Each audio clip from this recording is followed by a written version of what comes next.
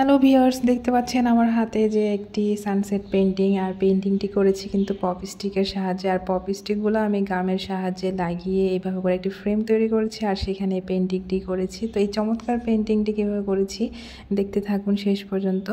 তো আমি ফার্স্টে কিন্তু পপ স্টিকগুলোর সাথে এভাবে করে নিয়ে সবগুলো এভাবে করে একটার পর একটা সুন্দরভাবে সমানভাবে লাগিয়ে তারপরে ফেভিকল গামের সাহায্যে আমি এভাবে করে লাগিয়ে নিয়েছি। তো যেহেতু আমার একটা স্টিক দিয়ে যেহেতু সোজা বরাবর যেহেতু হচ্ছে না, সেজন্য আমি এখানে একটু পেপারের সাহায্যে গাম লাগিয়ে পুরোটা একটু লাগিয়ে নিলাম যেন পুরোটাই ধরে।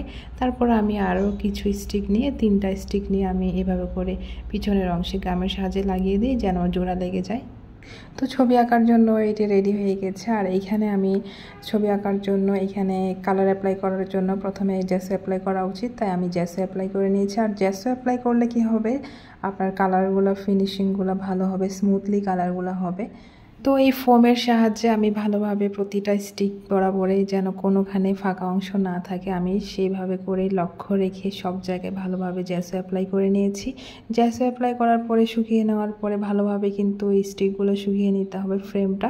আর শুকিয়ে নেওয়ার পরে কিন্তু আপনি যে কালারগুলো অ্যাপ্লাই করে একটি পেন্টিং করতে যাচ্ছেন সেই কালারগুলো অ্যাপ্লাই করতে হবে।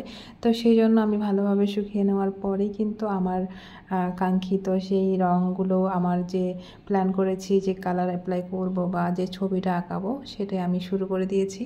তো এই পপ স্টিক ফ্রেমে আমি চিন্তা করেছি একটি কালারফুল একটি ছবি আঁকাবো। তো সেই জন্য আমি একটি সানসেটের ছবি বেছে নিয়েছি আঁকাবো বলে।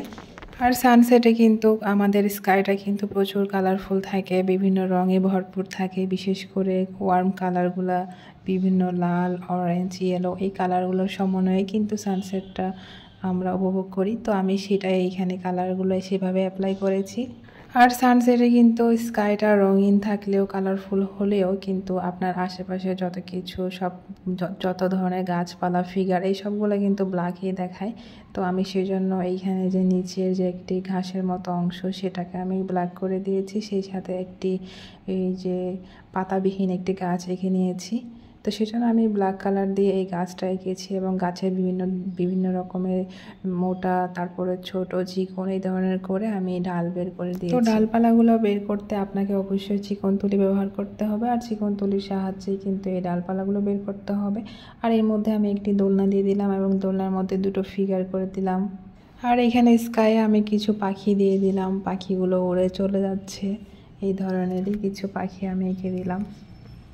আর সন্ধ্যার এই বর্ণিল আকাশ দেখতে কিন্তু অনেক ভালো লাগে। কার কার ভালো লাগে তারা অবশ্যই কমেন্ট করে জানাবেন। আর আমার এই পেন্টিংটা কেমন হয়েছে সবাই জানাবেন কিন্তু।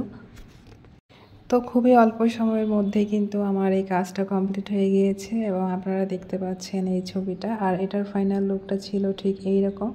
আশা করি আপনাদের ভালো লেগেছে, আমার কিন্তু বেশ ভালো লেগেছে, আলহামদুলিল্লাহ। আর আপনারা এই ধরনের ভিডিও পেতে চাইলে অবশ্যই কমেন্টস করে জানাবেন। নেক্সটে আরও নতুন নতুন ভিডিও নিয়ে আপনাদের মাঝে হাজির হব। তো সবার সুস্থতা কামনা করছি, সবাই ভালো থাকুন, সুস্থ থাকুন। আল্লাহ হাফেজ, আসসালামু আলাইকুম।